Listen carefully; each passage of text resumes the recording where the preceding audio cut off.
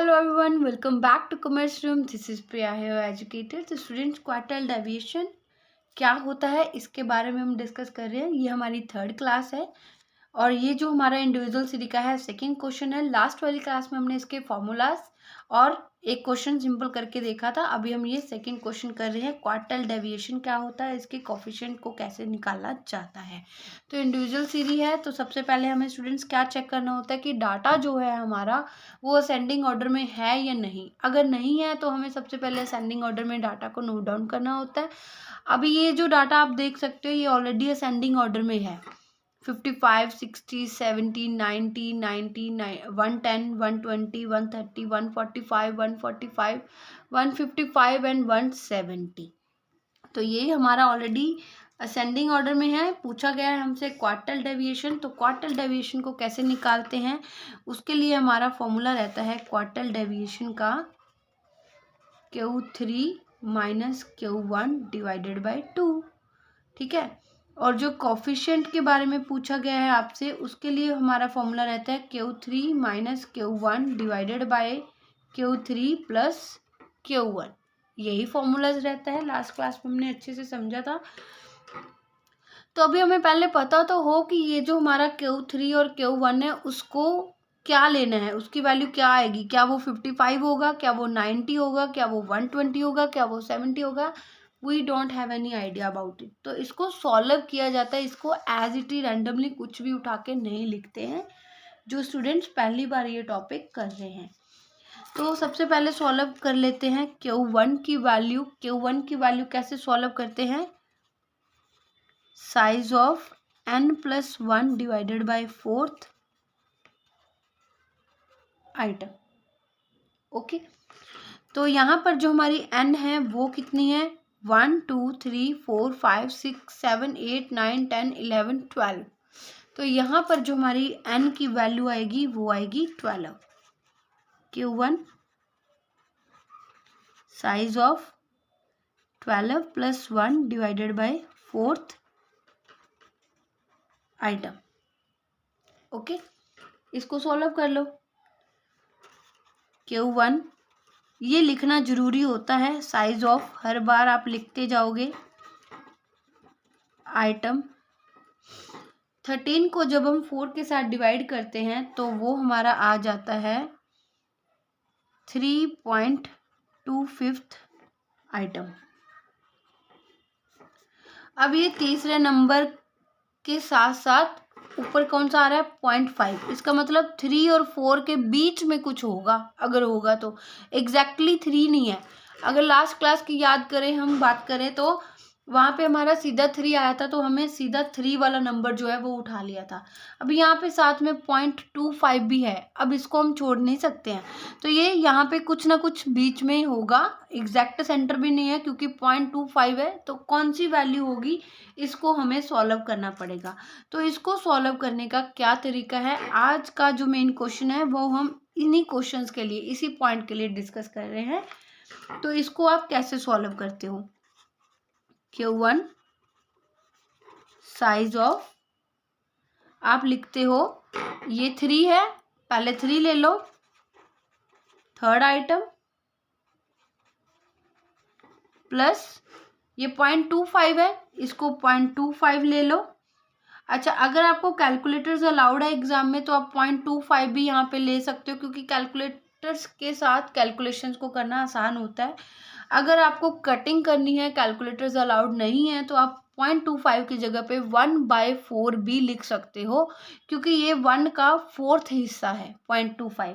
Okay, तो यहाँ पर हमने 0.25 ऐसे ही ले लिया। अभी हम आगे बात कर रहे हैं 3, थर्ड आएगा, थर्ड के बाद कौन सी आइटम आती है, 4th आती है। तो दोनों के बीच में कुछ आना है ना, तो सबसे पहले 4 बड़ा है तो 4th आइटम लिखेंगे यहाँ पे हम, 4th item minus third item. ये कुछ इस तरह से हमारा बनेगा, इसको हमें सॉल्व करना है। अब ये जो हमने साथ में आइटम लिखा है, ये जो है नंबर जो है हमने लेना है हमारी सीरीज में से। ओके, तो थर्ड नंबर पे कौन सा नंबर पड़ा है हमारा सीरीज में, 70। फोर्थ नंबर पे है 90। अब हमने 70 और 90 को यूज करके यहाँ पे Q1 की वैल्यू को निकालना है। तो वो कैसे निकलेगी? थर्ड आइटम 70 प्लस 0.25, इसको भूलना नहीं है। फोर्थ आइटम पे हमारा है 90 माइनस 70। ओके, ये आ गया। इसको सॉल्व कर लो। 90 माइनस 70 जितना आ गया उसको 0.25 के साथ हमने क्या करना है? मल्टीप्लाई करना है। बीच में साइन कौन सा है? मल्टीप्लाई का है। तो मल्टीप्लाई करके हमारे पास इसको सॉल्व करके जो आता है वो आता है हमारे पास 5 आ गया इनको सॉल्व करके।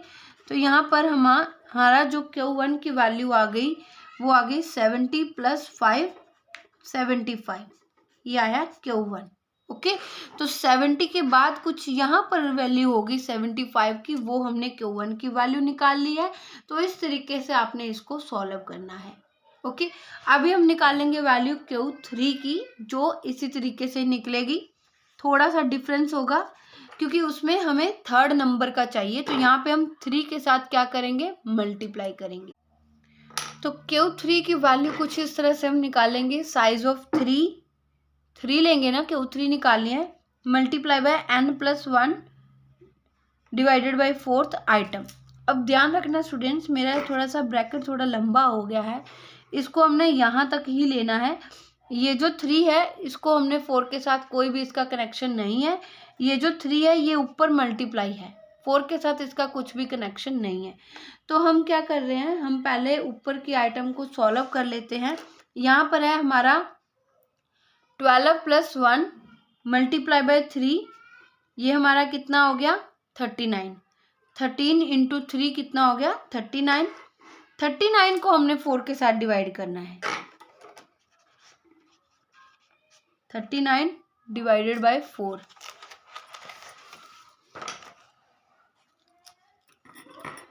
Q3 की वैल्यू निकालेंगे हम।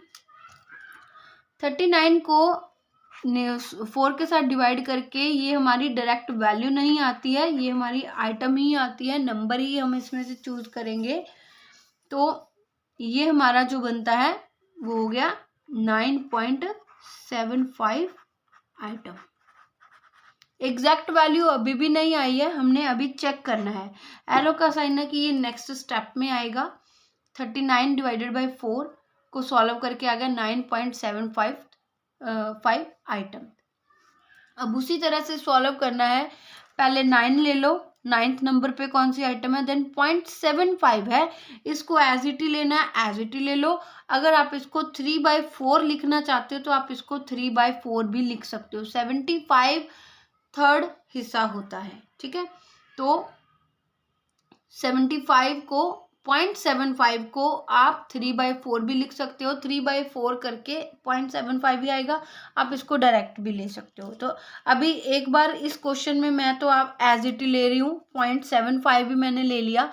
नेक्स्ट क्वेश्चन में मैं आपको दूसरे तरीके से भी बता दूंगी, लिख लेंगे। तो मैं आपको अभी इसीलिए क्लियर कर रही हूँ कि आप कंफ्यूज ना हो जाओ कि लास्ट क्लास में तो वैसे किया था। जिन स्टूडेंट्स के लिए ये जो टॉपिक है वो पहली बार कर रहे हैं, कभी भी नहीं पढ़ा है, उनके लिए ये मैं डिटेल में बता रही हूँ। तो अभी हम इसको एज इट इज लेंगे, 0.75 के साथ ही इसको सॉल्व करेंगे। ओके, तो अभी हम Q3 की वैल्यू निकाल रहे हैं। साइज ऑफ 9 है ना, यहाँ पे 9th आइटम आएगा। 9th आइटम प्लस 0.75 इंटू 9 के आगे कौन सा आता है? 10। 10th item minus 9th item, इसको हमने सॉल्व करना है।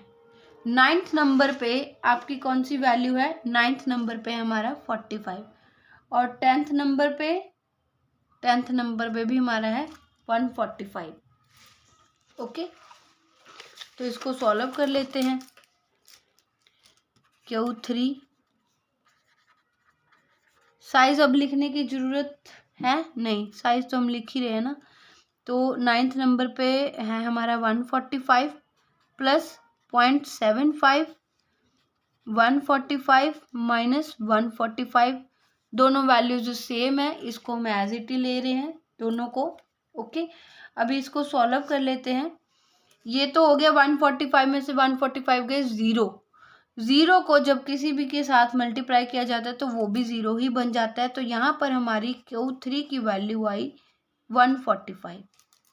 सॉल्व करके 145 भी बचा, तो 145 भी हमारी वैल्यू आ जाएगी। अब हमारे पास Q1 की वैल्यू भी आ गई, Q3 की वैल्यू भी आ गई है। तो अभी हम निकालेंगे quartile deviation, Q3 minus Q1 divided by 2। Okay, 145 हमारा Q3 आया और 75 हमारा आया था Q1, उसको डिवाइड किया हमने 2 के साथ, बन गया सेमी। इसको सॉल्व करके हमारे पास आंसर जो आया वो आया 35 जो है हमारा आंसर है। QD हमारा जो क्वार्टाइल डेविएशन है वो आया 35। ओके, अभी उन्होंने कोफिशिएंट भी पूछा है, coefficient of semi inter quartile range या कोफिशिएंट ऑफ क्वार्टाइल डेविएशन, वो भी सॉल्व करेंगे। कोफिशिएंट को कैसे सॉल्व करते हैं, Q3 minus Q1 divided by Q3 plus Q1। तो Q3 minus Q1 145 minus 75 divided by 145 plus 75। Okay, 70 divided by 220। Solve कर लेते हैं। सॉल्व करके हमारे पास आ गया 318 लेंगे, इसको 318 नहीं लेते। तो ये हमारा आंसर आ गया। तो यही इस क्वेश्चन में आपसे पूछा गया था।